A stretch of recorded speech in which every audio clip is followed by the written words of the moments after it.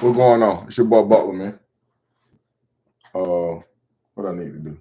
Multitasking. I'm sorry. I just got in from work. Let me figure this shit out. Let me boom boom boom. I need to hit that. I need to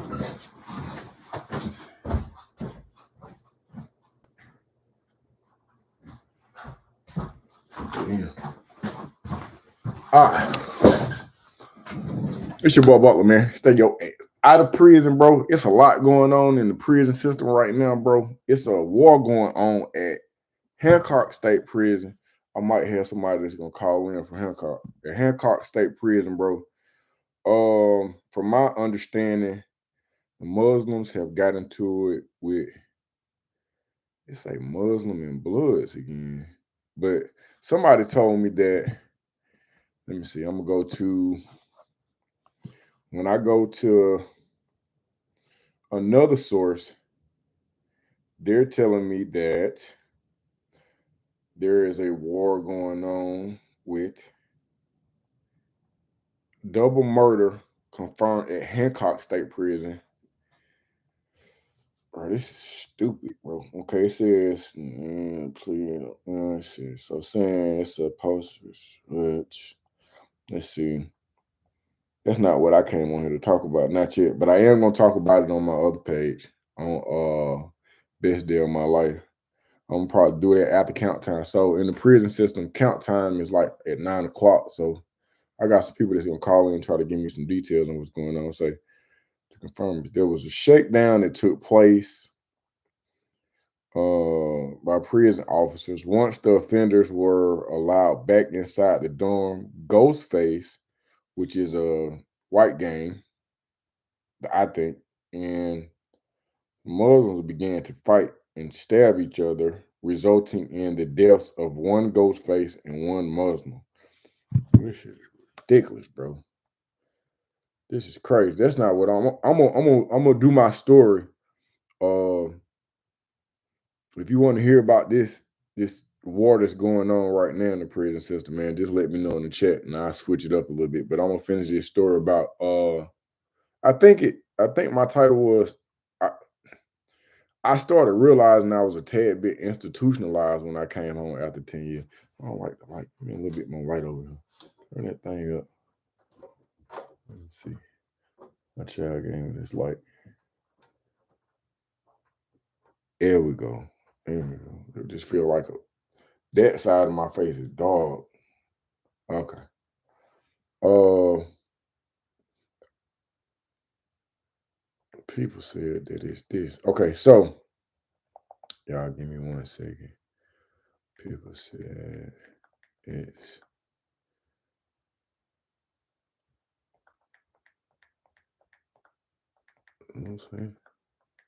all right, never mind that. All right, so say you're very inspirational, bro. I would love to meet you one day. You speak the way I do, and it's weird to hear someone that speaks and thinks similar.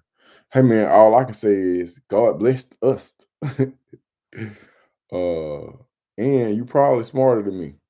Um, but I appreciate that, bro. That's encouraging, and positive energy begets positive energy, bro. So Darius Gibbs, bro, I appreciate that. That it goes a long way. And without talking your head off, what you just did, bro, I just did in the class of and I talk about this last and I don't want to be repeating myself, but I do a class with at-risk females at the DeKalb County Juvenile, and what I did with them is it's an empowerment class. So I just try to let them know that, hey man, y'all the shit. Like you the one, you the most important person in the world. Um, but what I did was I believe in positive affirmations, which is what this is. And when the young ladies come to the classroom, I find something positive to say about every child in my care in the class slash courtroom. But then I had every one of them say something positive about everybody else in the class. Man, it was some real black girl magic taking place in the man. Just the positivity, bro. because you didn't have to say that. You could have said something else, but you led with positivity. Man, that's just dope. Like an algorithm, it knows you. Bro, listen to me. When people at the name of my other page is the best day of my life. And wherever I'm at and whatever I'm doing, doesn't matter how what the temperature is, they be like, Butler, how you doing? I be like, it's the best day of my life. Cause tomorrow's not promised. You might as well go ahead and do your little dance while they still playing your song. Bro, I don't care how I'm feeling. That's gonna always be my response. And people think I'm being an asshole, but tomorrow's not promised, bro. Why should it? Is positive energy begets positive energy. And bro, the assignment that I gave my young ladies in class was this: is that tomorrow, which is the day, and I hope they completed the assignment, is to go out and say something positive to a random person that's not in your circle. That means, in my mind, I saw this movie. I think the name of it was Pay It Forward, but it was something else. But in my mind, I'm just like, bro, if you have positive energy and you put it when you put it out there, if you know that it creates positive energy, when we all just from a logical perspective want to promote positive energy, just think of how much peace that you provide. So even though you may not get to see the peace, but you at least be responsible for it. So this is my ad since I'm about to get paid. Oh, okay. So now to this story. So I went to go get a job. The first time I went to go get a job was at the Marshall's warehouse. Mind you, I had just done 10 years and I was rough around the edges. I was rough around the edges because I was 19 when I got locked up. I was 29 when I came home, and I just didn't know a lot about the world. I just didn't understand. Not to say that I had tunnel vision. The experience bar was just like real low with me. So I went to fill out an application at the Marshall's warehouse on Covington Highway. The irony of that situation is that when we were in high school, all of us went and worked at this same warehouse. So here I am 10 years later trying to go back to the same warehouse because I'm familiar with it. I'm comfortable with it. And when I get home, because mind you, when I got locked up, I was living in Stone Mountain and at my mom's house. And I came home, I was at my mom's house. And as a 29-year-old, it just a matter of time before that gets weird. So I went and filled out an application. And what I didn't understand is that when you have been in a facility or institution or a way of life, that could be college, that could be military, you are institutionalized. And I thought that I wasn't, but how I realized that I was is that on the application, it asks if you have been convicted of a felony within the last 5 years. And when I tell you that I went above and beyond in explaining myself, it was a fight between the Muslims and the Bloods. Her dad is a Muslim. This from my phone. What's a bro? I don't understand game politics, bro. Ghostface. I thought Ghostface was okay. I can't right now. Okay, so anyway, so when I go in there, I have the best intentions. I feel like I have been working for free for the last decade. So it don't matter what this job is paying me. I'm just trying to get back into society. I'm just trying to get back established. Um, and when they ask on there, hey, have you ever been convicted in the last 5 years? Have you been convicted of a felony? I use all the space explaining my situation about how I wasn't a bad guy and how I was only I was 19 and my daddy smoked drugs and all this stuff. I'm talking about I used up all this paper explaining all this stuff.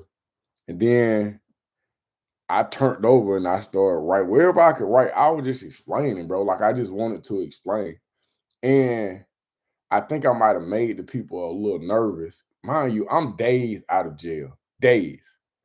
And so I just wanted a job, but I still had that weight on me. I'm walking around in society, but I hadn't gone to therapy. I hadn't integrated or interact with individuals who had gone through similar things. I'm just like, I'm trying to pretend that I'm normal at this point.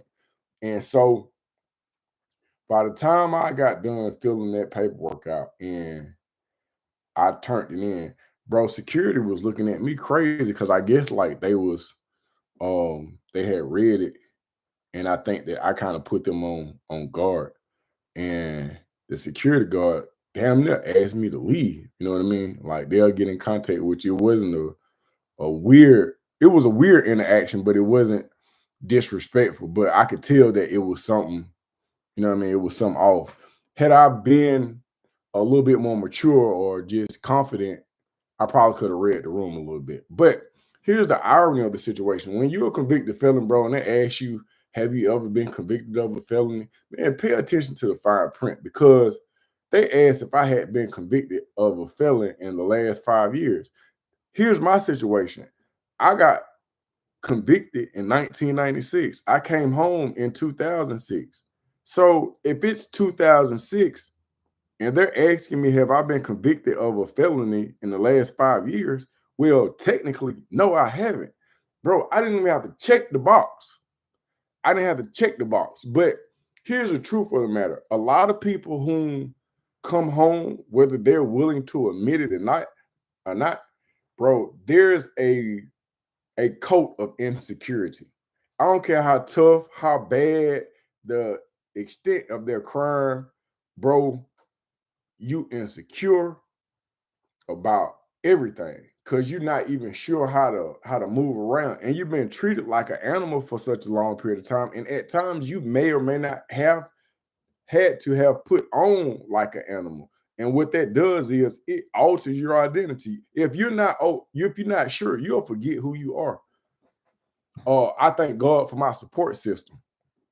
And so I did not get the job at Marshall's, which I was able to get when I was 17 years old. But at 29, I was not able to get it. I was damn near um, escorted off the premises, but I did not know who I was, bro. And it didn't just show up with trying to get a job. With the first female that I tried to talk to, it showed up there. An individual, and this is just my opinion, and I could be wrong, and I'm teachable. But I base a lot of my statements off naturalistic observations. It's not a situation where I read a book or I looked at TV. I can only tell you what I've experienced. And sometimes if somebody else adds light to it, I can see what took place to me in a different shade or in a different light. But as of today, this is my perception of it. I think that when an individual comes home, he or she should wait before they get into a relationship. I think that to have a partner prior to your release, I think that should not take place. I can't speak for people who are married when y'all going to the system. You know, marriage is cool, man. There's some real dope shit that's going on. What I'm telling you is that a person that has done an extended amount of time, especially when they get locked up young, man, a lot of us did not have a definition of who we were.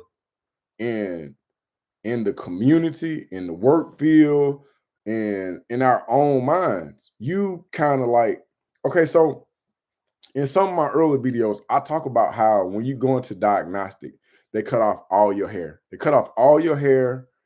They bathe you with this stupid powder, and everybody dresses alike. That's not by chance, that's by design. Same thing they do in the military. What they do is they alter your appearance, they provide your clothing, the colors, the temperament, everything down to the color of the wall is strategically positioned there. None of this stuff is by chance. And this happens to us. When we go to another country, we technically institutionalized by the United States. I'm probably about to work at Ware Prison. Do you know what it's like? Um, Violent.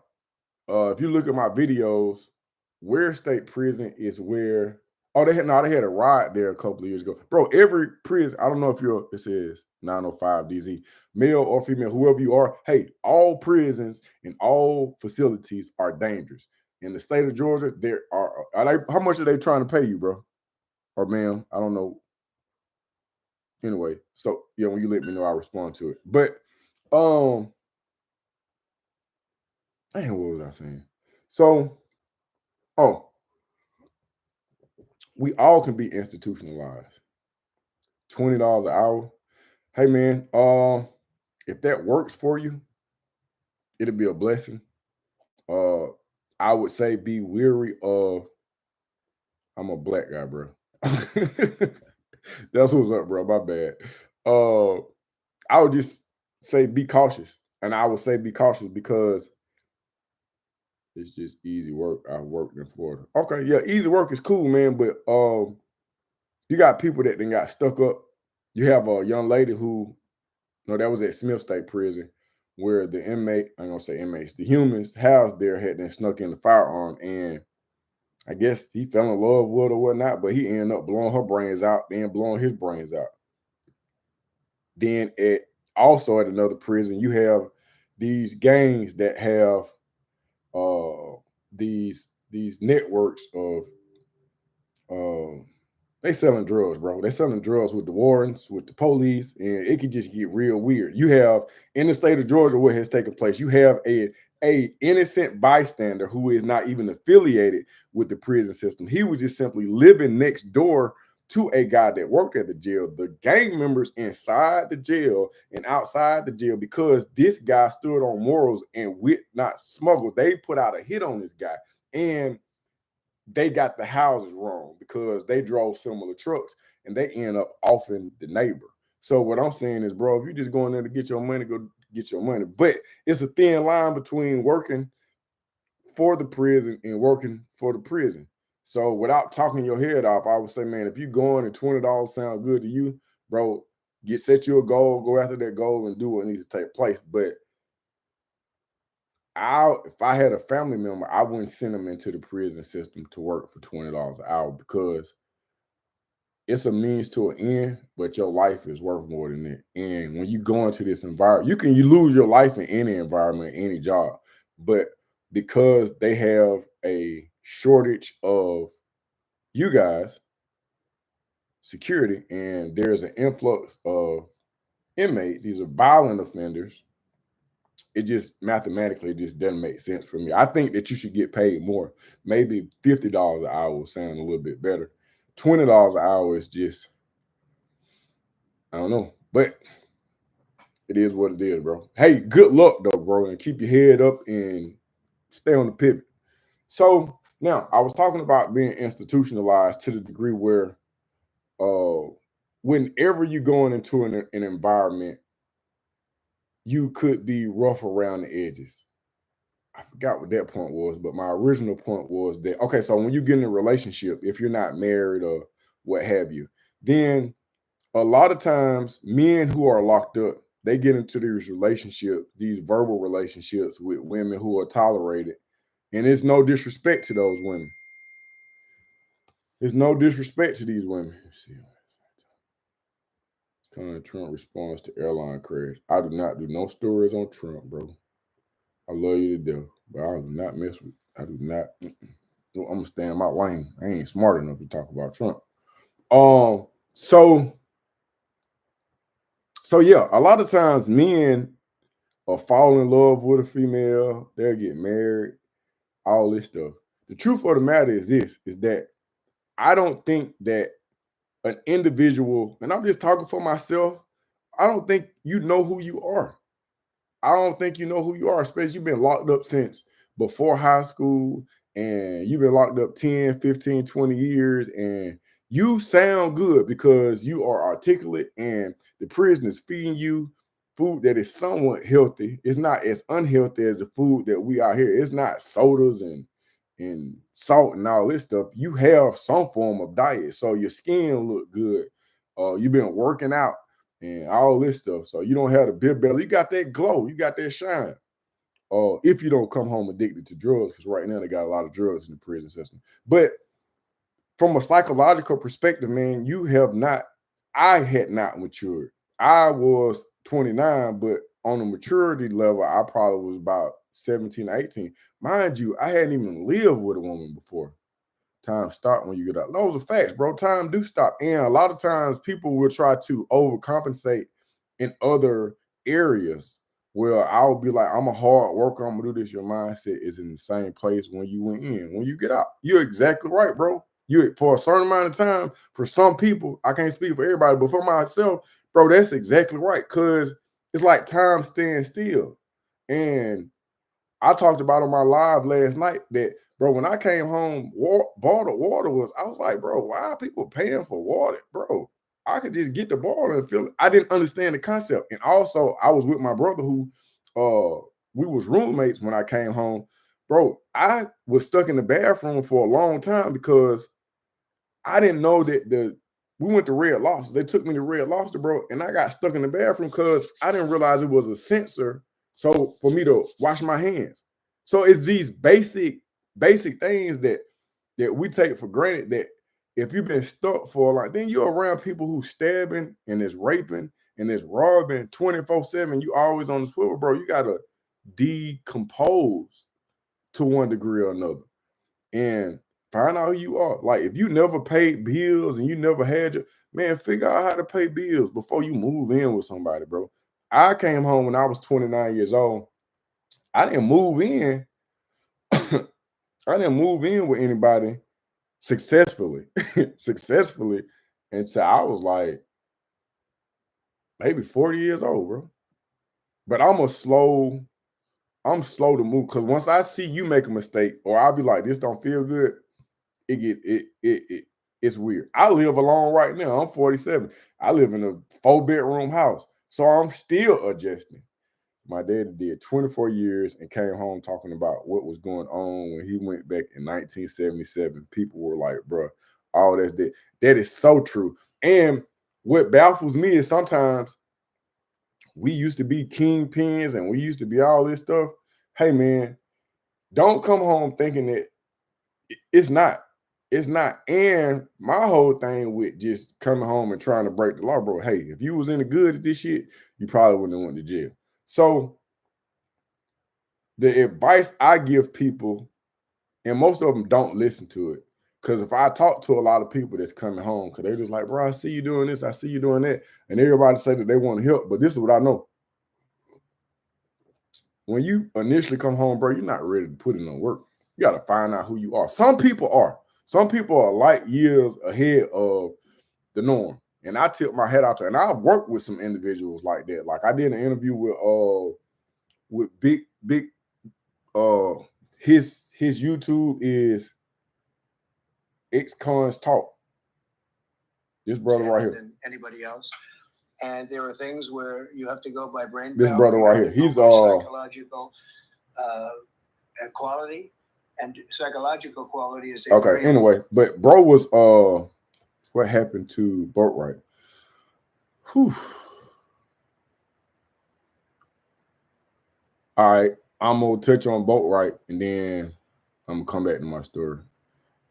El Rico, I appreciate you chiming in. So, and a lot of people been asking for this story, but okay, so Boatwright, from my understanding, was at he was from Decatur, from my understanding. I didn't know him because he was of a younger age. Boatwright,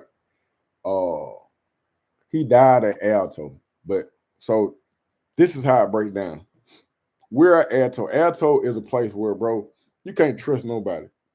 And what happened in the dark kind of always come to the light.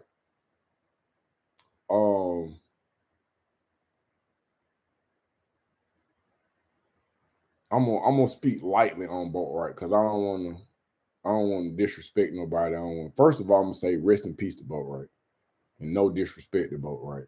But Alto was a very ferocious place, very ferocious. And if they seen any type of timidness, or I'm not gonna say weakness, but vulnerability, then they were just designed and conditioned to take advantage of that, not really caring or understanding the humanistic aspect of it. So,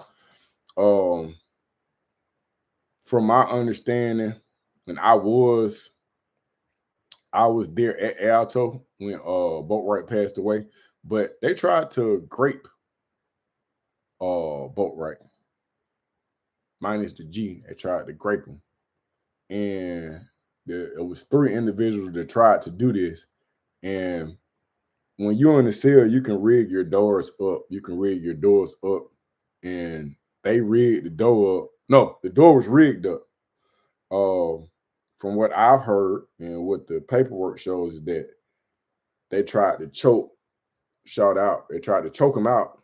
When they tried to choke him out, he bucked, and I guess he was unalived. He was unalived, and while he was unalive, bro, they still raped him. Um,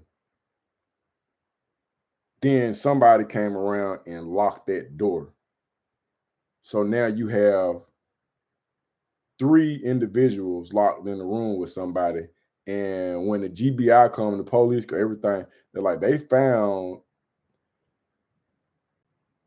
I want to say, they found this, they found the semen from these 3 individuals inside of bro. Shit was stupid, bro. It was stupid. It was stupid, bro. I don't even understand it, bro. It was stupid. And then one of the dudes was about to go home, but you get people who get inside the prison system and they convince themselves it's bro. That's why I say that you can lose yourself in prison, bro. You really can lose yourself because these individuals, one of them, I know he was being taken advantage of back in the day. So now he didn't got his weight up. So now he's not a victim anymore. In his mind, he is a warrior, which to me as an individual is some of the dumbest shit in the world. But nevertheless, you come into a system when you're a teenager, and some of these guys are getting locked up, bro, and they never had intercourse with a female. You coming in, you a virgin, and you staying locked up 20 years, bro, your mind is off. Every normality that exists for a male, whether you be black or white, bro, you different. And you'll lose yourself. You'll go crazy, man. And you'll start thinking that you're an animal because you get treated like an animal. And you'll start telling people you're an animal. You'll start believing it. And you'll start embracing it. When you embrace that you're a fucking animal, you start acting like one. And that's what's going on in the prison system now. It's just like Alto is all these different prisons. Alto was so different because it was exclusively for young guys that had extensive amounts of time. And to me, that was just it's just a stupid formula. Why would you put the dumbest of the dumbest together? That's how police try. No, for real, bro. He went, yeah. Oh, I didn't know he was a virgin, but that makes sense because with me, I can't speak for nobody. For myself, bro, unfortunately, I was not a virgin. And I say unfortunately because, bro, when I got locked up, my baby mama was pregnant with my child. And so when you have your innocence and you're stuck around corruption, that's exactly what happened, bro. That's exactly what happened. I had a child on the way when I got locked up. And I'm not gonna tell you that I had sex with a whole bunch of women. That's a lie. I could count the number of women I had sex with on one hand and not use all the fingers. That's me being honest, bro. I was a virgin up until I was 17 years old. I lied about being a virgin for a long time to the point where the first time I had sex, I didn't know what to expect. I didn't know what to expect. So, when what had happened, bro, it scared the bejesus out of me. It scared the bejesus out of me.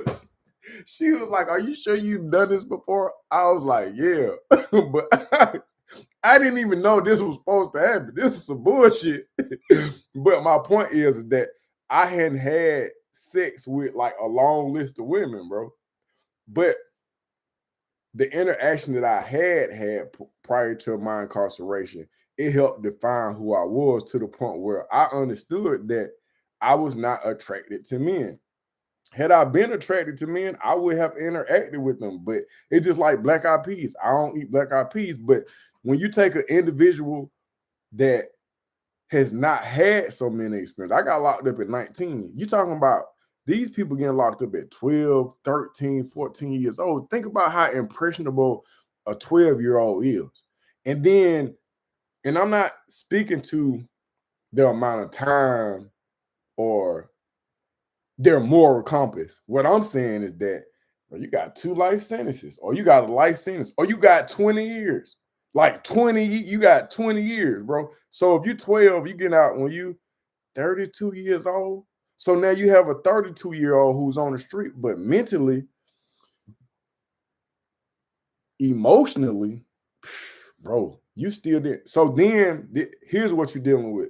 You're dealing with a grown man who is used to resolving his conflicts by way of physical combat. Uh, and sometimes that will play on the individual. That's how a lot of people treat themselves out the street. Then while you sitting in the cell, you're not thinking about, oh, I'm gonna come out here and work a 9 to 5 job. You think about how you gonna get back. If you had any kind of money, you think, oh man, I want to do this. You listening to the music, you saying you want to be like the Migos, you want to have all this stuff, and then when you get out, reality strikes. And the average Joe who got calluses on his hands, and you just want to pay your bills and come home and make sure your children straight, that lifestyle may not be appealing. And I'm not saying you gotta try to make that lifestyle appealing. By all means, like live your dreams. I think my situation was different because my motivation was I was trying to establish a relationship with my child, and then my support system. I'm thankful for everybody. Like I have, I had and have a real support system. I did come back to the same house that I was living at, but I got entrepreneurs in my family. So my mama hired me. I learned real fast that that wasn't gonna work. She had a home health care service, and I was working for my mama, and it just didn't work. I love her, but you can't do everything. Decatur in the building, flat shows, east side, for sure. I am from Decatur, and I am in Decatur. How about that? For life. Um, I had a strong support system, bro. Like when I came home, mind you, I had been fighting when I was in chain gang, so I did not have all my teeth. Maybe that saved me. Maybe that saved me. But my mom took me to the dentist. My dad gave me my first vehicle, which was a 1991 Astrovan. That Astrovan did not have heat. It did not have AC. It did not have a radio, and the passenger side door I had a rope around it to keep it shut. But guess what? It was better than the MARTA bus. No disrespect to nobody, because when I first came home, bro, I was on the MARTA bus, and my daddy gave me that's the pen for the Google. Okay, so I can start getting my money now. Submit. Okay, we'll do that. I fuck with YouTube.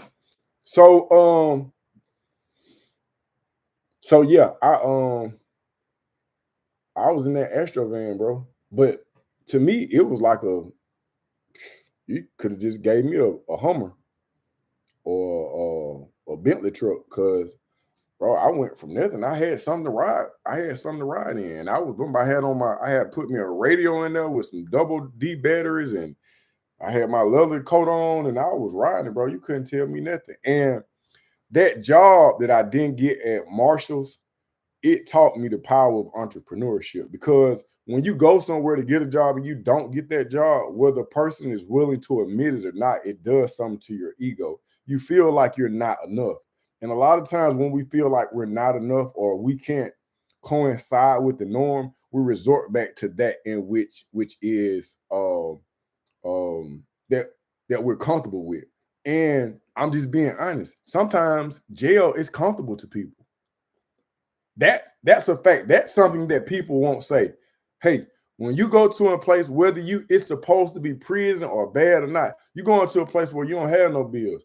Everybody on it. Well, I'm gonna say everybody on the check, but people who pay bills, I don't want to say that because I don't want to piss nobody off. But I'm gonna say this: that they gonna feed you. I don't know about prison. They were prison in. They will feed you. You don't have to work, and it's security. You ain't gonna never get put out the chain gang. And whether people are willing to admit it or not, bro, you get conditioned to that.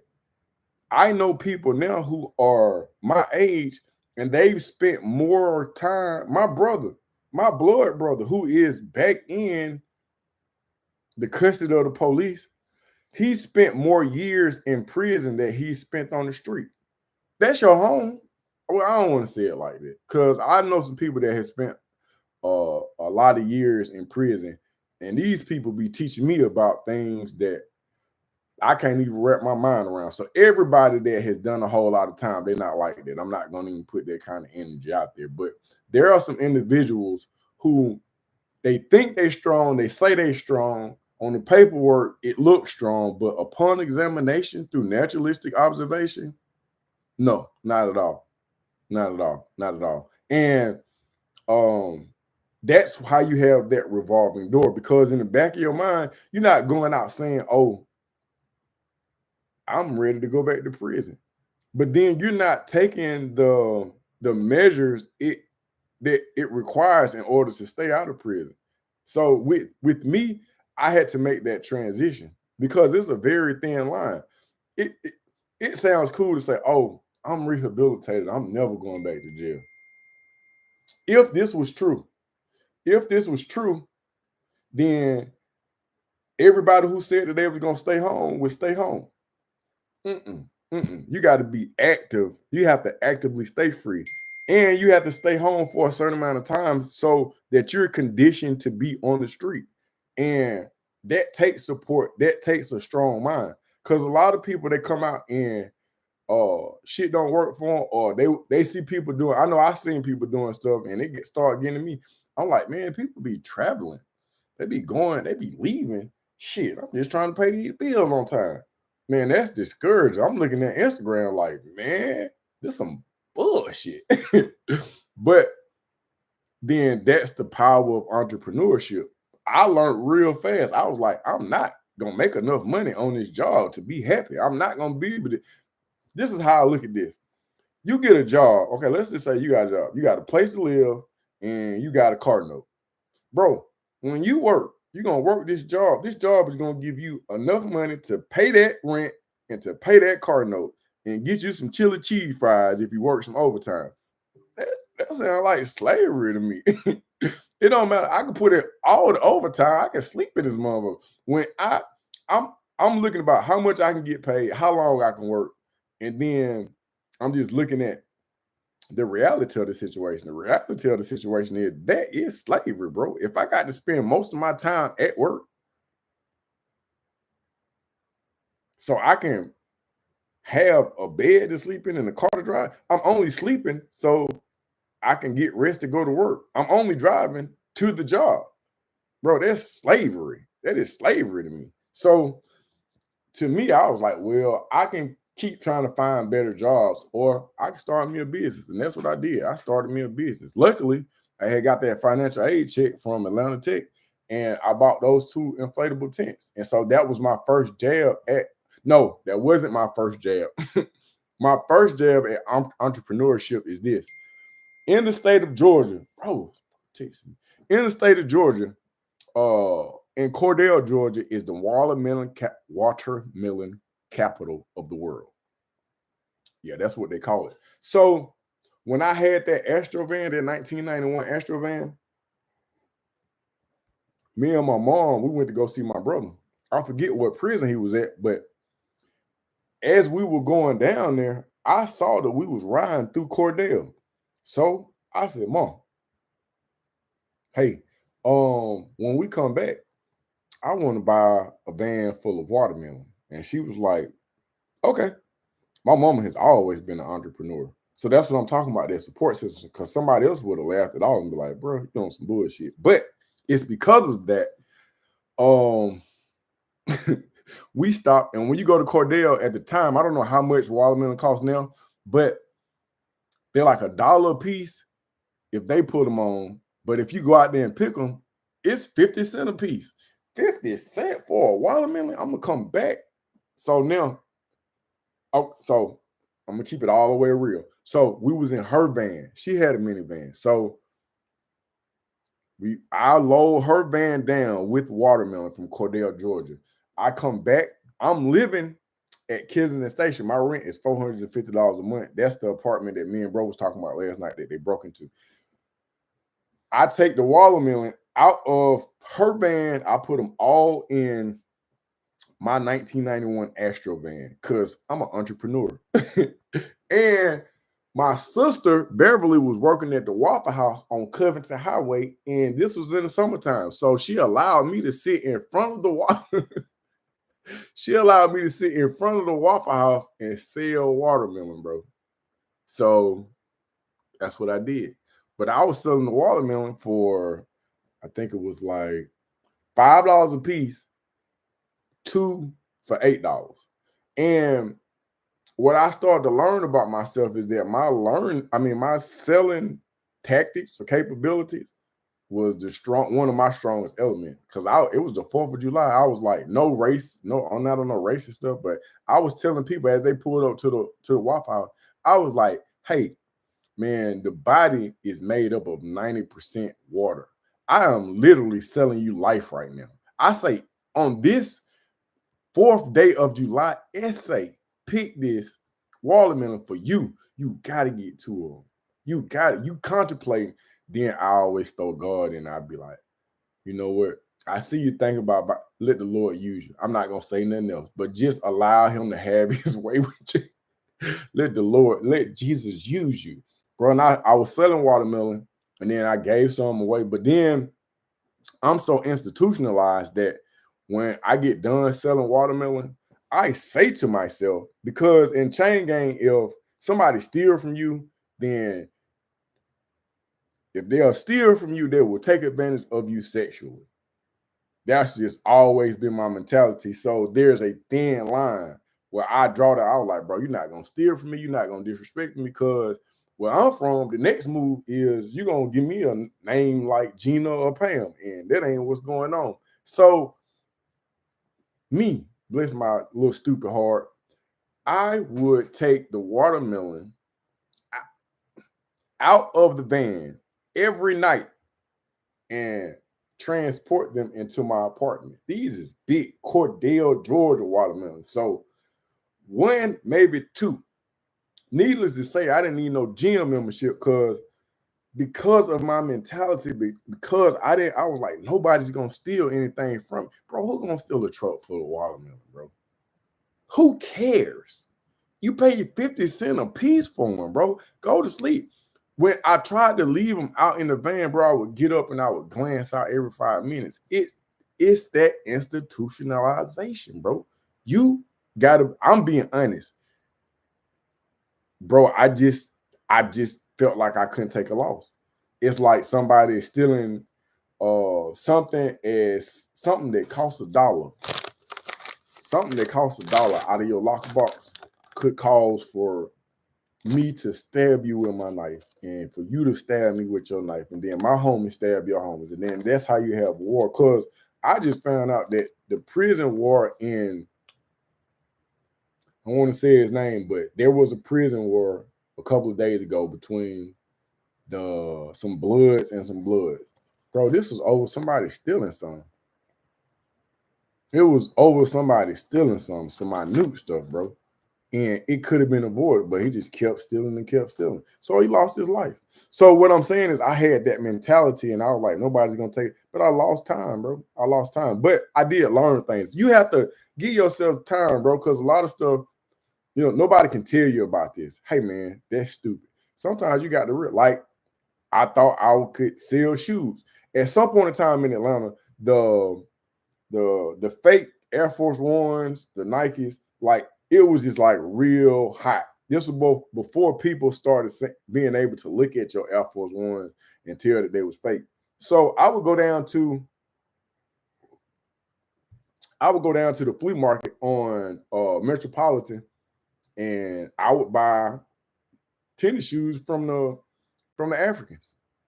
And the aggressiveness that I had. Oh, this is embarrassing. Bro, me and my little cousin, we actually, the arrogance in this one, not arrogance, I'm going to say ambition and ignorance. I'm talking about utter ignorance, bro. I would take 2 pairs of shoes, 4 pairs of shoes.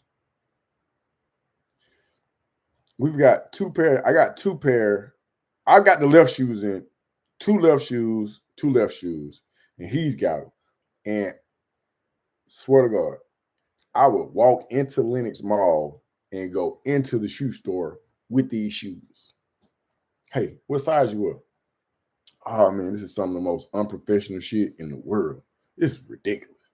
But I was like, a job is weird. A job is weird. Entrepreneurship is my way, but I had to find my way. So I went from selling watermelons to selling fake Air Force One, attempting. I didn't sell. I may have sold 1 or 2 pair of shoes, bro, but it was just the time consumption and just the delivery and the idea was just weird. It was just weird, but it helped me. It was molding me because now I realize that I don't need to be messing with my cousin because he know people, but I'm smarter than him. And when I'm coming up with ideas, I come up with a bunch of ideas. Some of my ideas are just baby ideas and should not be fed or nourished or anything. They should just fall by the wayside.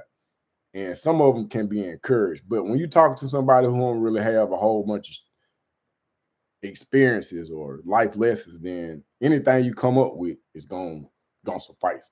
So after wearing or giving the Air Force Ones away, the ones that I didn't sell, I think then is when I dived off into the ice cream truck. I initially started, um, I started, and what page is this on? I started driving the ice cream truck for every time.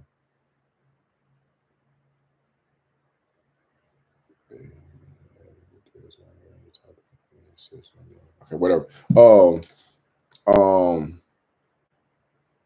oh, I started driving the ice cream truck, and then even on the ice cream truck, I was driving it for somebody else, but I started figuring out different things. I started paying attention to certain things.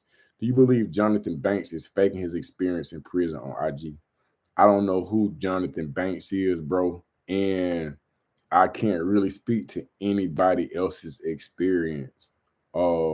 You have some people that's telling the truth. You have some people that's not. Um, I don't know. And just in life, bro, I never try to speak negatively about anybody. It's just not beneficial.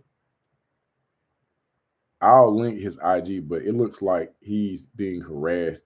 Oh, he's in prison? Looks like he's being harassed in prison. I don't know, bro. I've never heard of him. Um, so on the ice cream truck, I started seeing certain things. And mind you, while I'm trying this entrepreneurship shit, I am in college.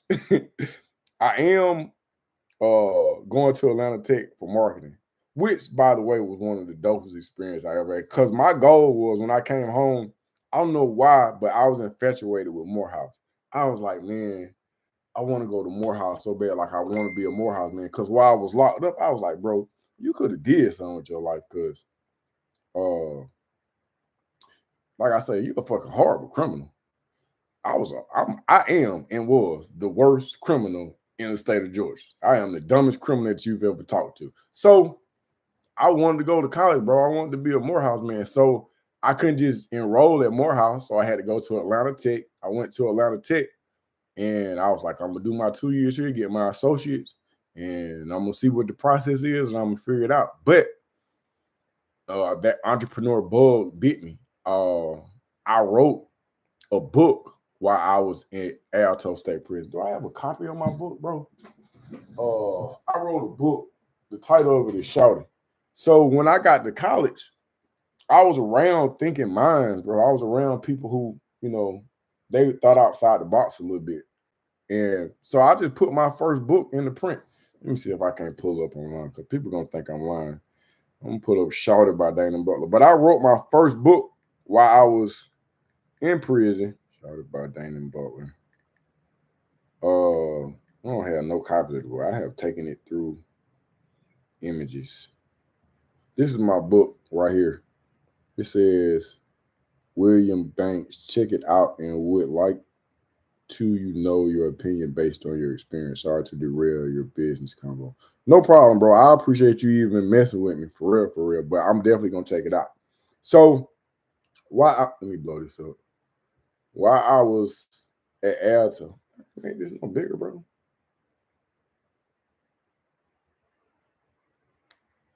Okay, so this is the title. This is my first book. It's called. Damn, it look horrible. Shouted by Dana Butler. So that's my first book. So, like I say, I don't want to. I'm not trying to shit on nobody else. Hold up, come on, Star. Well, I do not speak Spanish at all, but I'm fucking with you, Mr. Lucky. I think that means, hey, how you doing? Well, I'm cool. Muy bien, y tú? Is as far as this shit gonna go. But so I had a lot of that going on, and then I was trying to figure it out because after I stopped selling shoes, now I'm walking around with my book. I'm trying to sell my book, and the title of my book is Shouted. From a marketing perspective, you did all your time at Alto. No, I didn't because they closed Alto down. They closed Alto down after Boatwright was unalive. So they shipped everybody out of Alto. But I did the majority of my time at Alto. When I left Alto, I went to fucking Washington State Prison. Actually, in Washington State Prison is where I designed the cover. That's why I learned to design the cover of my book. Right on, yeah. I said hello. That's what's up, bro. I appreciate that. I designed it. I'm glad. See, everything happened for a reason because Johnson just asked me something, and then it coincides with this story. So when they shipped us to Washington State Prison, I met a powerful woman by the name of Miss Dennis, bro. Miss Dennis stood on business. She was not with that BS. You was not trying her. You was not disrespecting. And she required a lot. As a teacher, she required, because I was just like, man, I want to try this. We took this class. It was called BCST, Business Customer Service Technology. But what we did was, bro, I had an opportunity. I mean, I've been blessed in a whole lot of ways. Bro, when I went to Miss Dennis' BCST class at Washington State Prison, we would go through the Microsoft book, which means that, bro, they wouldn't let us get on the internet. So I was able to learn how to do Excel, Access, Outlook, PowerPoint, Word. All these programs I was able to do, and that's all I had to work with. So I started learning how to design certain things, and it just gave me the experience. That's all we had. When we got done going through the book, we go through it again. So then when I go to college, bro, one of the required classes, we're doing this same exact thing. So now it just gives me time to shine because now I just left Chain Gang, but here I got a book that's in print and I got a lot of the answers. They're like, Mr. Butler, how you get done so fast? Bitch, because I've been doing it for the last 4 years. I've been doing it. I've been waiting on this time to shine. A blessing in the sky for real, bro. It's just, and I use it now on my thumbnail. So that just, it speaks to how the prison system was set up long time ago, bro. If you wanted to learn something, you could learn something, bro. And I had did the math. I was like, okay, people who don't learn, they end up staying in jail. People who do learn, they got a better chance of staying home. So I was just signing up for everything. But Miss Dennis, she don't know this, but she contributed to a, and then she always told me don't be bootleg with stuff. Cause I was just like, man, what if I had ideas to do certain things, but I still had that bootleg bullshit on me. But she was just like, man, don't be afraid to be the first person to do something. And understand that if God bless you with an idea and you don't act on it, he'll just give it to somebody else. He'll just give it to somebody else. And I've seen that take place. But again, back to the ice cream truck, what I learned was this. I learned about strategic marketing when I was working on the ice cream truck. And I was learning it in the classroom. So mind you, I got a full load. I got 2 moonwalks. I'm selling the book. I'm just hustling, man. But on the ice cream truck, we transitioned into I'm about to buy my own ice cream truck when I got my financial aid check. And then I started realizing that all of the dollar ice cream is on the ice cream truck should go at the top. And the SpongeBob's and the expensive ice cream goes at the bottom. The reason being is because small children can only see to a certain level.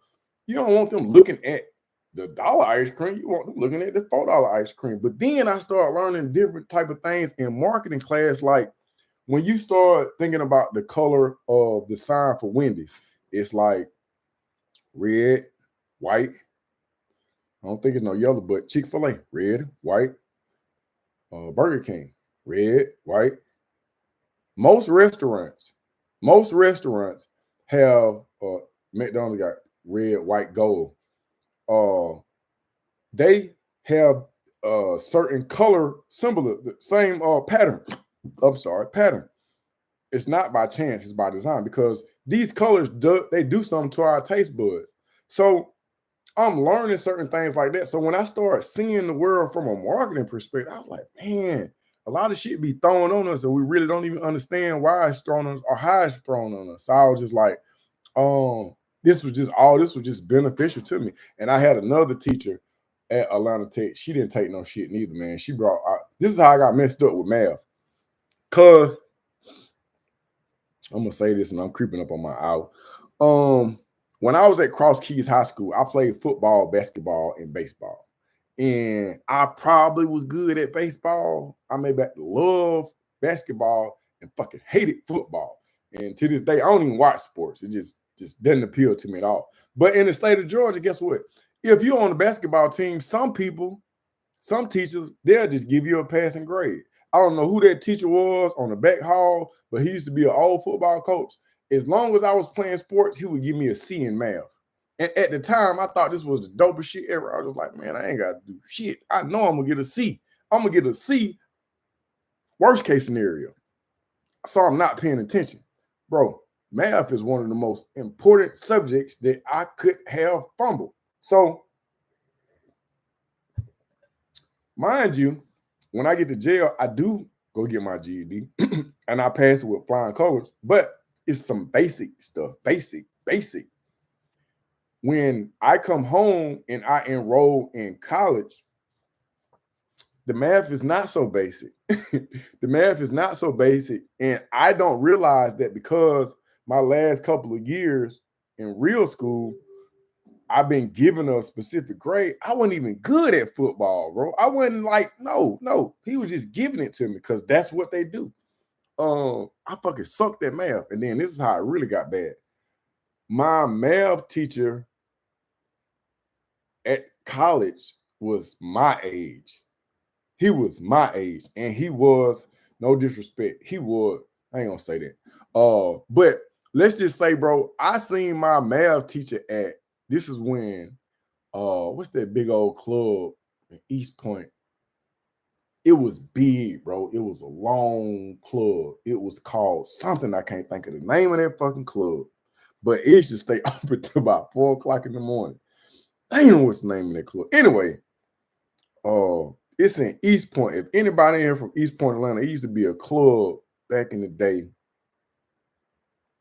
It's not there anymore. They shut it down. Anyways, so something with a C, Central Station. Was it Central Station? Was that Central Station, bro? I think it was Central Station. Central Station was in East Point, right? I think it was Central Station, bro. Let me see. Yeah, I think it was. Damn, what the fuck just happened? Oh, what the fuck just happened?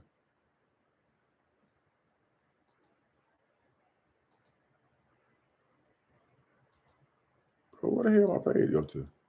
I know I ain't tripping. Bro, what the fuck just happened?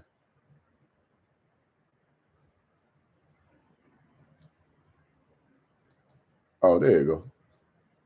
I can't remember. Yeah, I think it's Central Station, bro. It's Central Station. So, man, where the hell was I going? I thought I had to delete my whole page, man. That shit just scared the hell out of me. Damn, what was I saying? That's all getting old, bro. Why the hell did I even bring that club up? I am that sad. That's sad, man.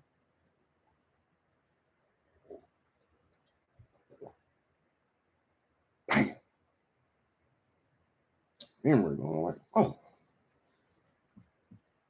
why did I even bring that club? The name of that club was Central State, but why did you bring that? Bro, what was I talking about?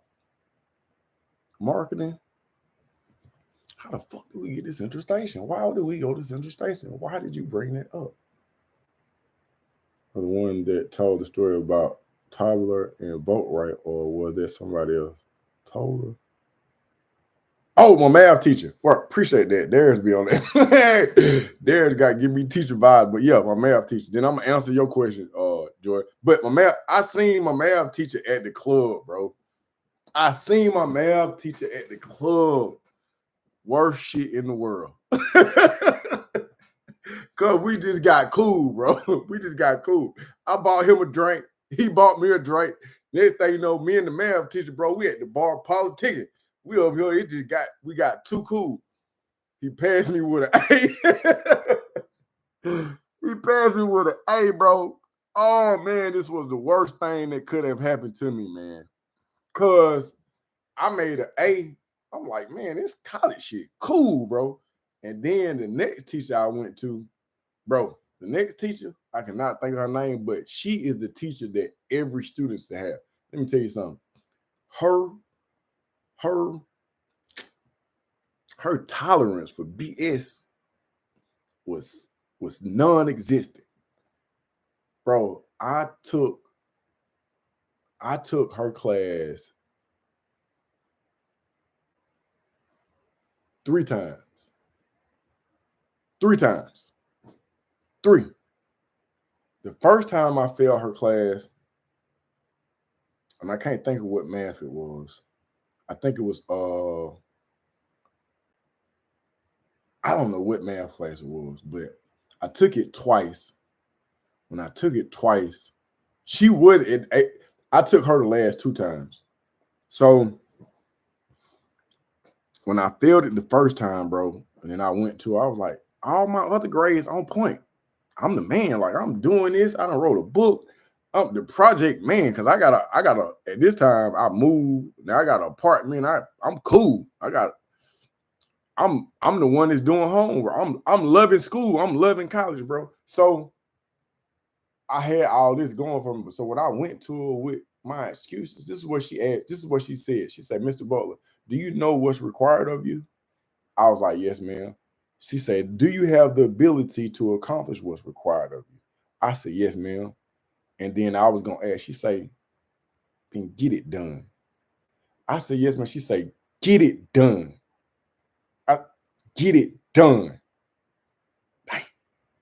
Hey, she did not. I mean, shouts out to strong Black women, man. They do not play.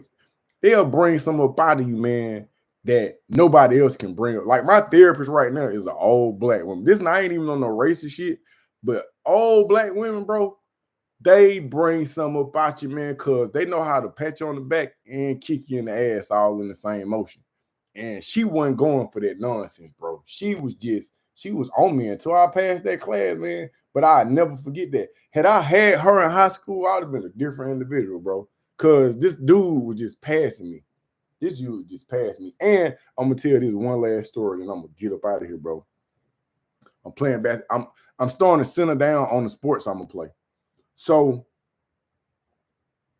I'm playing basketball. I don't care nothing about baseball no more. I don't care nothing about football. I really think football is like one of the dumbest sports ever. Like, you're just gonna keep hitting me and keep pounding. It's just dumb to me. I'm sorry. So I'm focusing in on basketball. This is my senior year.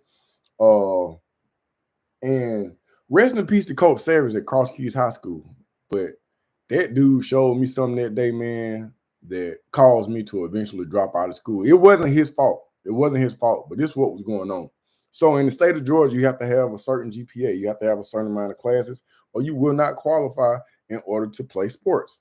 So I had been on that merry-go-round before. I had played that game before. I had been to summer school before. I had did all this stuff. And I've never been stupid person. I just got sidetracked and I was lazy and wasn't focused on what the goal was. My motivation was fuzzy as fuck. So, senior year, I go to Coach Savage. I say, hey man, I got some classes that I ain't gonna pass and I need some help.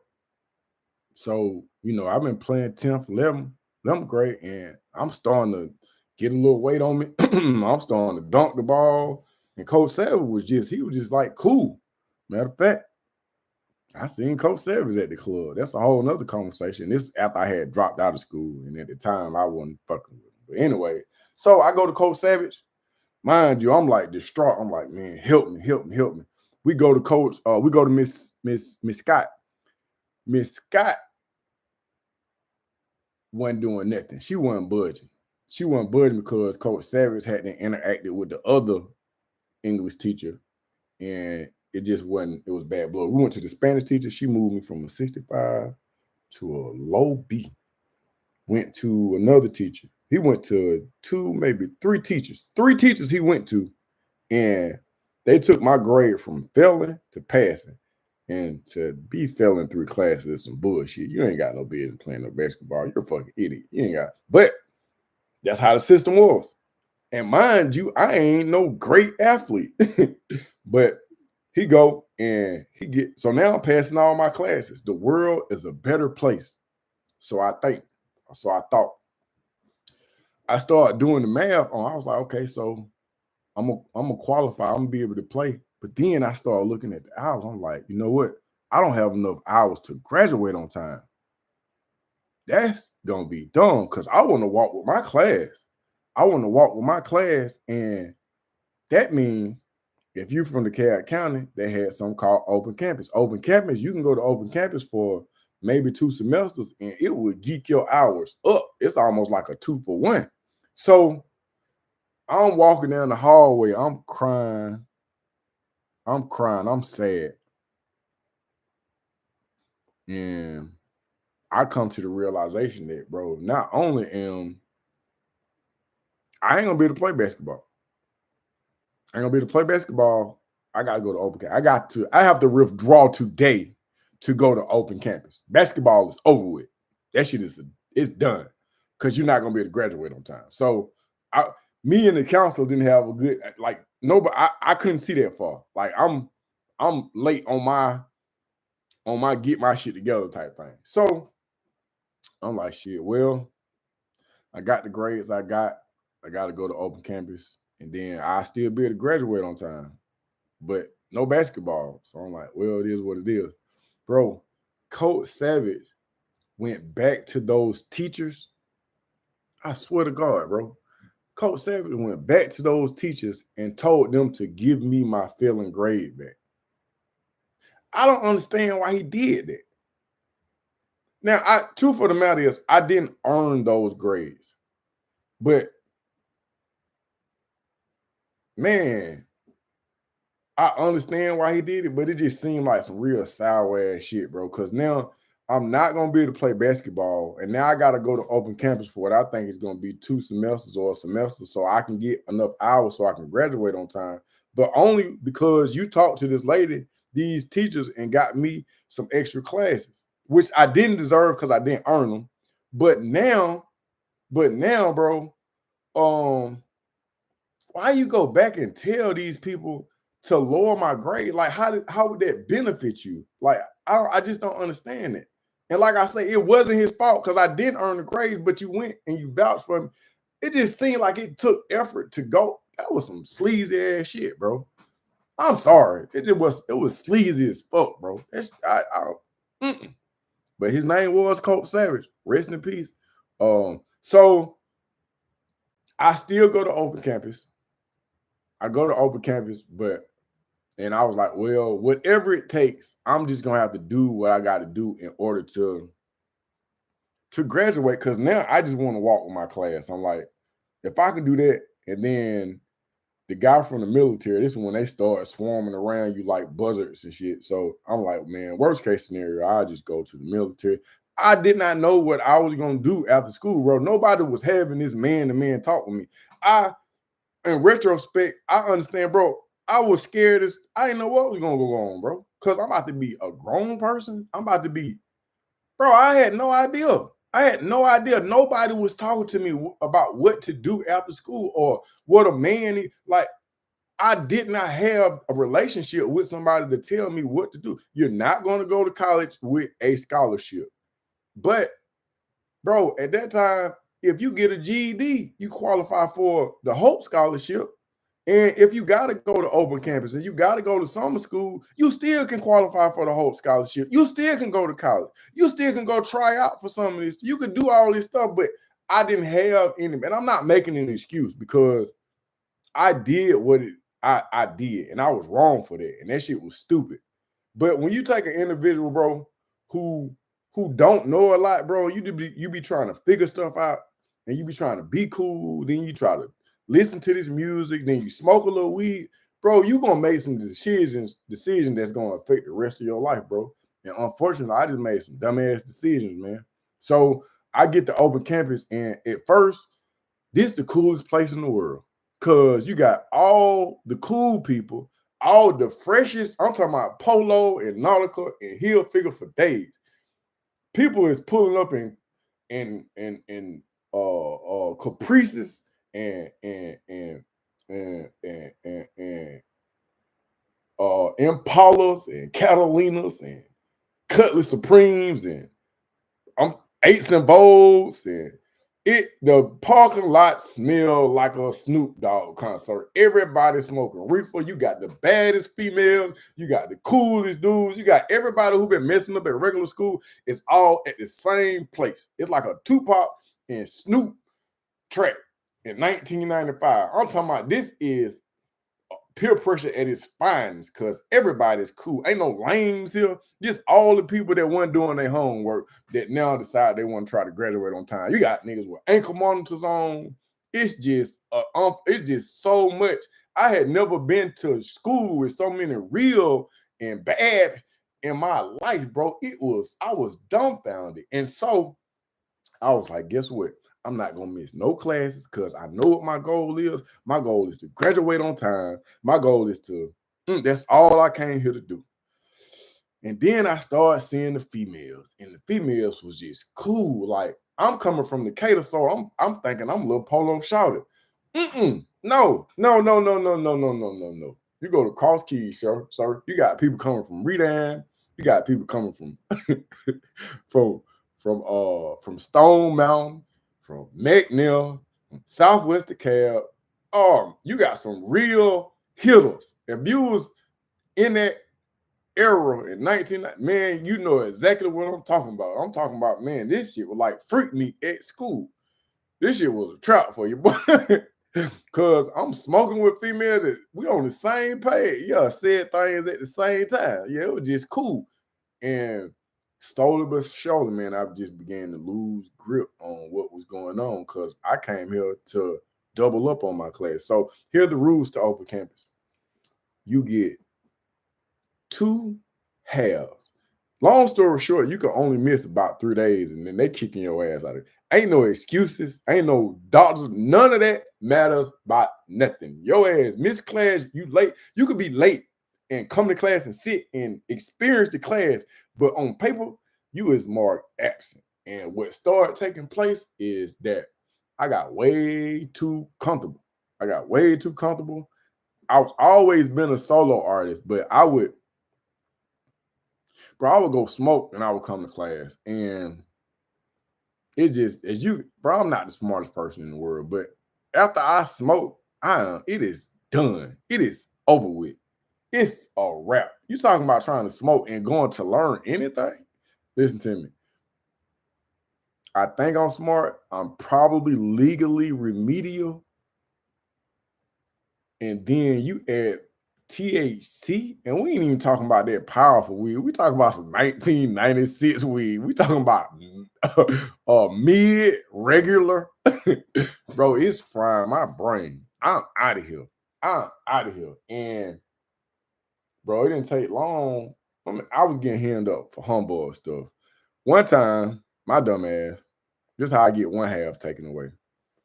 There's a quick trip right down the street from open campus. Where open campus is, was a Taco Bell, a Target, a car wash, an elementary school. Beside the elementary school was a Quick Trip. I go to the Quick Trip. I've always, at that time, I was just a stupid klepto thief. So I would go in there and steal a candy bar, or steal a honey bun, and steal something. But I guess I wasn't the only klepto. Damn, I got people coming from all years. No. It's my brother. I'm doing. It's still real. I'm doing a live right now, bro. I'm doing a live. Can I ask you a question on your live? Yeah. No, if you tune in on the live, yeah, you can ask the question. You're not tuned in. This is my brother. I was locked up with this dude. This the dude that I'm talking about from making. How introducing me and first you was we was in college, bro. Okay, we was in college together. Look, I'm glad you're in your live because I got a question real quick. Don't ask no stupid stuff, bro. That's stupid. I was just watching Nicholas Urban. You don't know if you heard it too, but he was like a sniper, black dude. They called him the Grim Reaper. Anyway, I'm looking at this Vlad interview, and he talking about the little dirt thing with the killings or whatnot. Mm-hmm. You know, like a real got like 100 confirmed kills, some crazy number. He a sniper, and he just saying that he don't respect them shooters or whatnot. But I was thinking about like people in the military on a job application. Can you say that you were a contract killer for the government? Would that be a good description as somebody that's in the Army or the Navy? Okay, so as y'all can see, he an asshole. How the hell am I an asshole, bro? And he always been like this, bro. This is what he is. This is what he do. He try to position himself. Said, after you live in, please reach out. Would you? It said, love to pick your brain in a bit because, hey, listen, I can talk to you, but I got to stay on track, cuz. Which channel is this? This is Stay Out of Prison. No, we don't say that.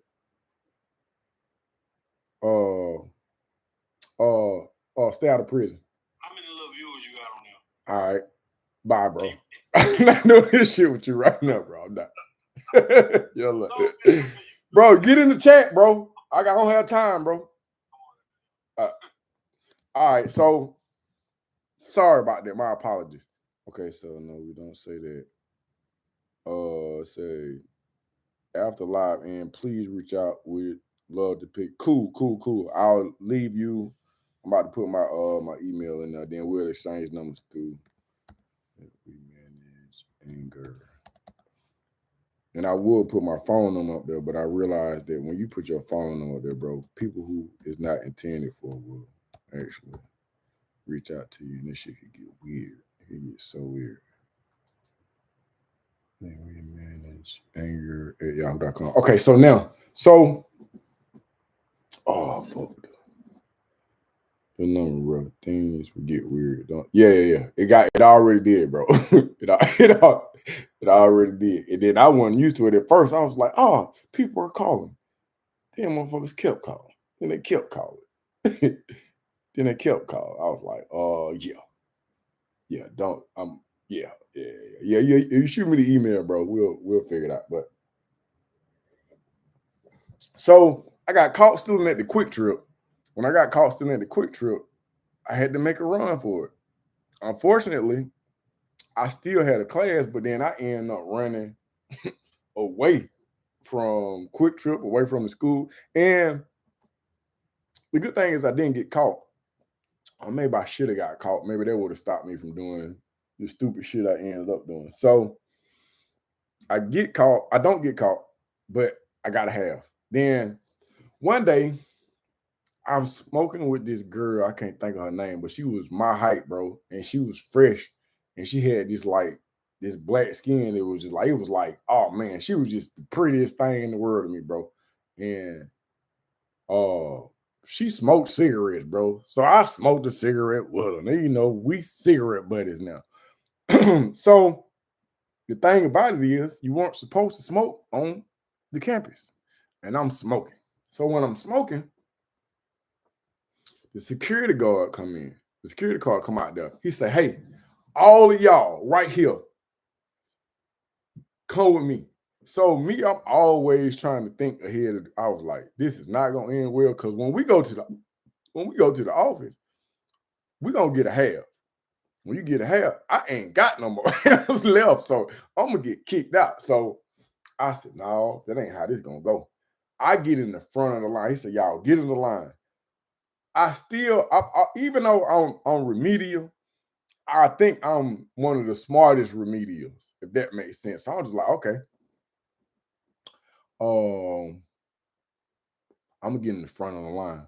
So when we get in the front of the line, he's got to get everybody in order. I want to get in the front of the line because I want you to think that I am the least of your worries. The people at the end of the line, the people that's looking away, that's where his attention is. So in the front of the line, and we going in, everybody that was around us smoking, he got it. And you could say, "Oh no, I want to smoke," but I know my hands smell like cigarettes. So we in the front of the line.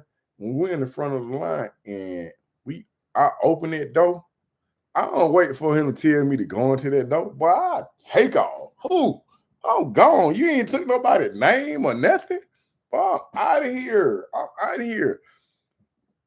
This is why I sound remedial. Because if I had stayed in that line, he would have given me a half, and I would have at least gone to class. So that's not what I do. I run. I don't know what that means, bro. I don't know what that means. That look like a virus. Um, I run out of the class. I mean, out of the down the hallway, and because I'm scared, I leave the school. I still lost the half.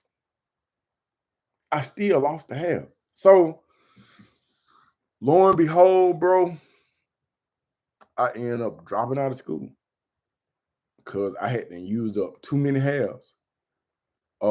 That's no, that's not when I seen Coach Savage at the club. And then maybe he understood that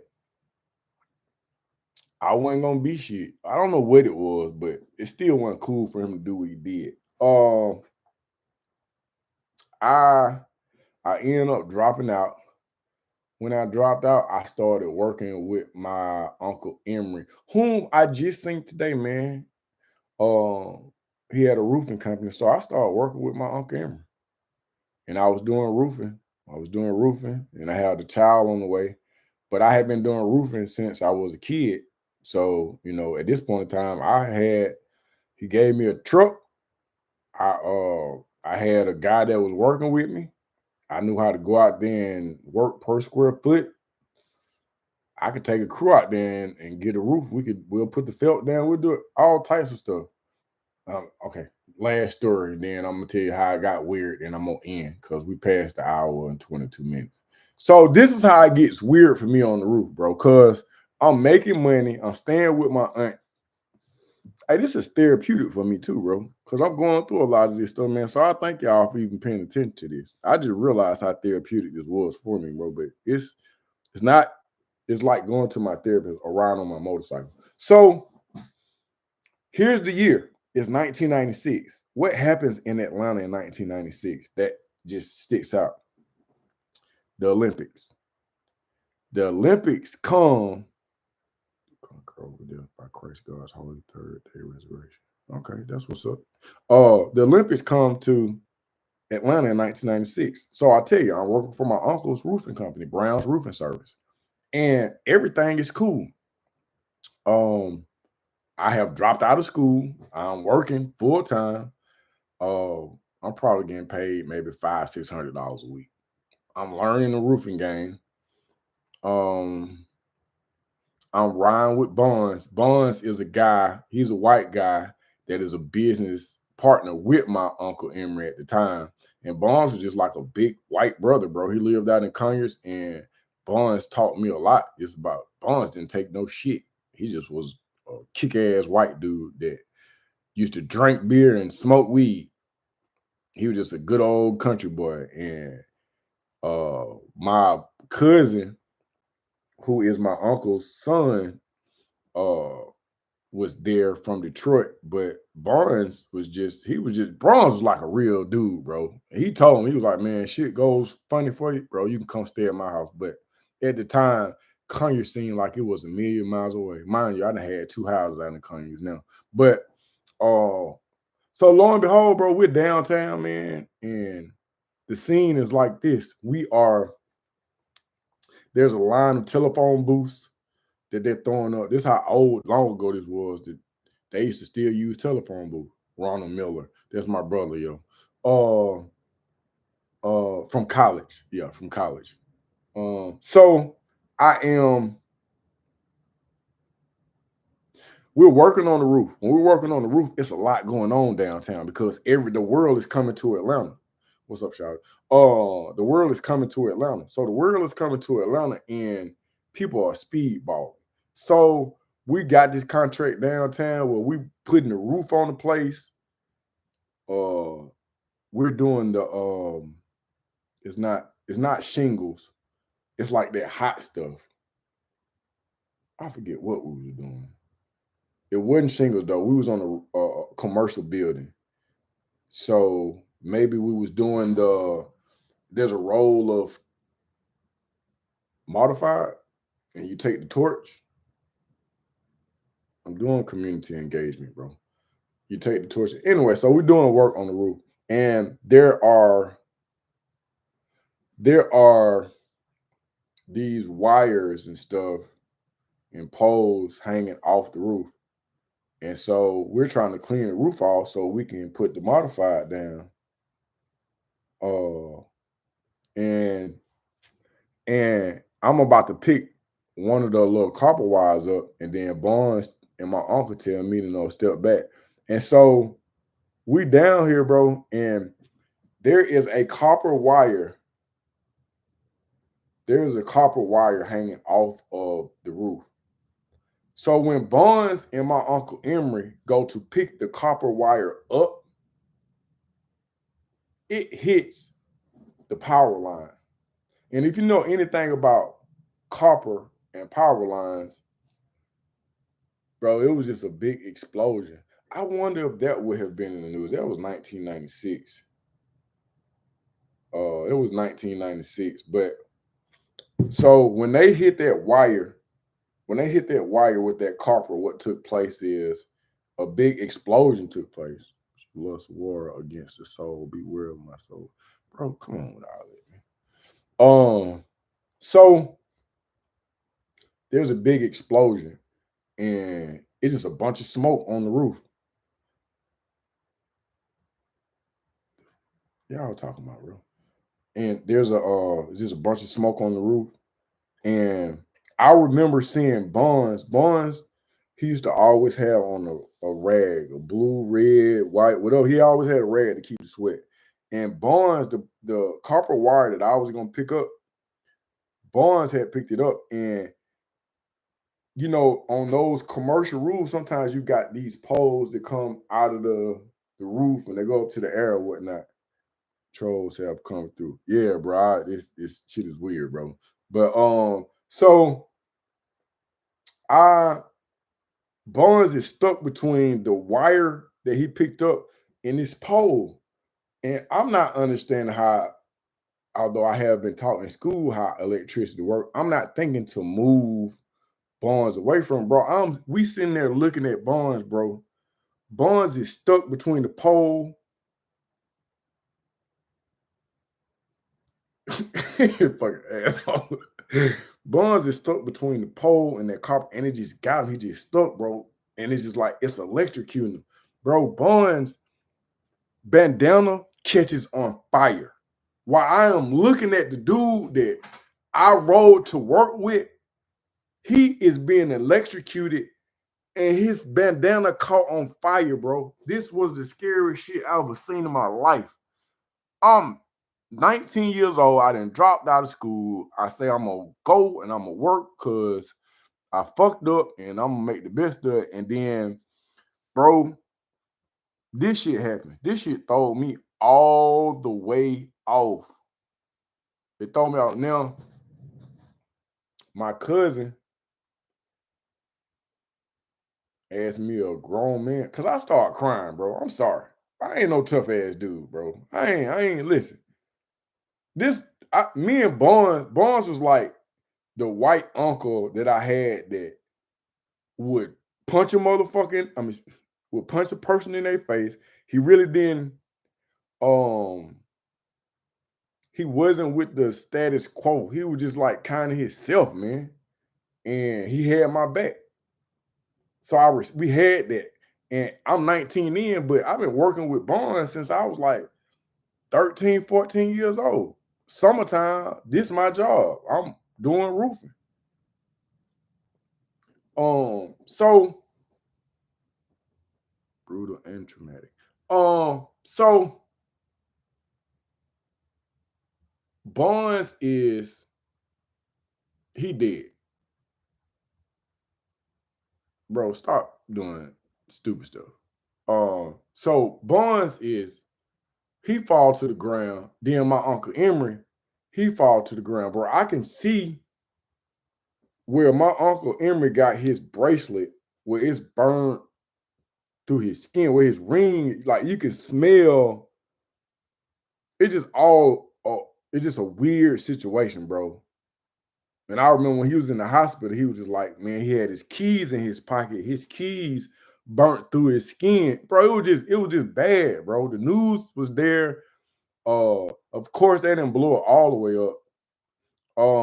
But it was just weird, man. I had never seen death like that before. I don't do scary movies, so it's just like I'm not making excuses, bro. I'm not making excuses because I did whatever I did, man. But after Barnes died, first I had to find me a ride to work. But then I was like, I don't want to do this, bro. I don't want to do this. Like I couldn't. And then I thought my uncle died, but he lived, he survived. But it just was weird. It was just like real weird, man. And then um I started robbing, bro. I mean, I'll break it down as the stories go on, but that's where I was at, man. I was like, it just traumatized me. Again, not making excuses, because just because you traumatized don't mean that you have to just go start breaking the law. So I'm not making no excuses. I ain't blaming Coach said or nobody, bro. I did whatever I did because I did it, and the shit was stupid. And so I'm the reason that I went to jail. But what I'm saying is that I had a bunch of different things that were just going on, and I just didn't know how to handle them, bro.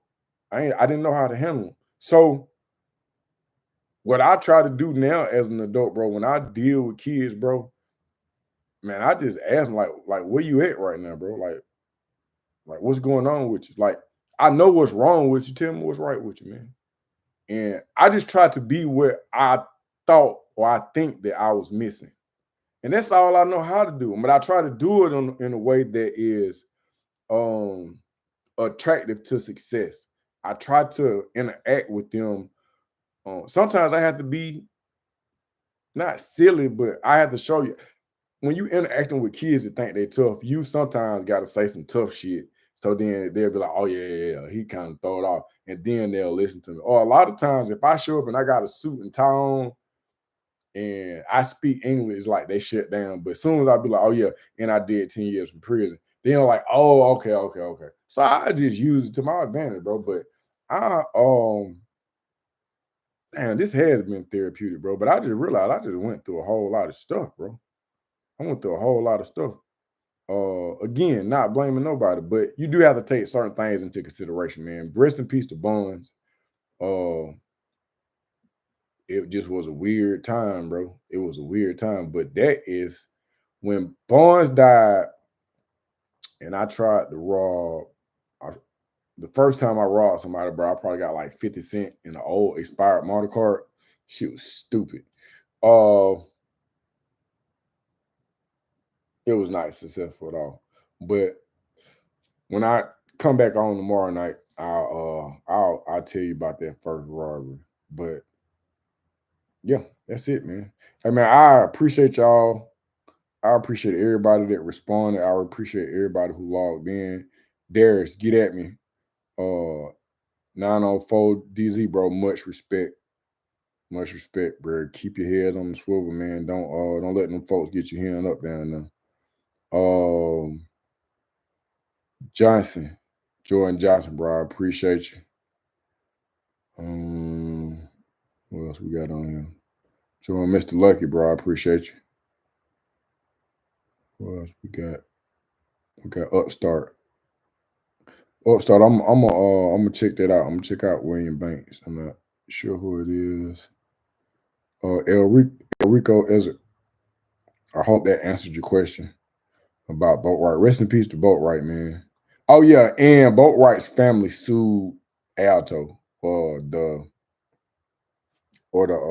Department of Corrections, and they shut Alto ass down, bro. Yeah, shout out to the black man. This is my brother, man. This the dude I told you on the other story how like people used to click up with the Atlanta dudes. This and I went to the hole when I went to the hole at Washington. Man, listen to me. I was starving. I didn't have no food. This dude didn't know if he was gonna see me no more for the rest of my life. And man, that dude sent me some food to the hole, bro. He sent me some food. And bro, I'll never forget. I didn't have no food enough. And there wasn't no shortage to get everyone no. And then we just kind of clicked up. We just been cool. Like, bro, like I trust him more than I trust my blood brother. Of course, my blood brother is remedial. Like he's technically a retard. No disrespect. By law, like he's like legally retarded, like for real, for real. But the black man and Aaron, bro, these been like my brothers. Like I trust them with my children, my wallet, and my life. For real, for real. But hey man, I appreciate y'all. I'm logging out. I am finna go to my other page. You should pray. You should pray for your brother. I pray for him. I pray for everybody. I mean, don't get in here with all that, bro. Don't keep coming in here with all that, bro. Don't do that. When I learned how to get a moderator, see, keep going, bro. Let these folk know what's going on down the road. For sure, bro. That's what's going on. I'm about to go to my other page because I'm gonna get a call. I'm about to go to best day of my life. I'm gonna do another live. Hold on, let me see. It's this the page I'm about to go to.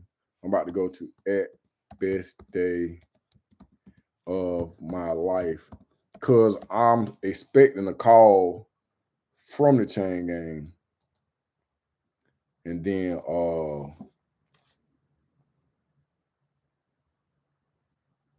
increase the count. Okay, anyways, hey man, y'all like, share, subscribe, man. I appreciate all the support, bro. Much respect, much respect. No hard mo. I appreciate you, bro. Everybody that came in, you gonna have any women over there, bro? Shut your mouth and your fat ass, boy. Hey man, I'm gone, man. It's your boy. How I get out of this thing? Yeah.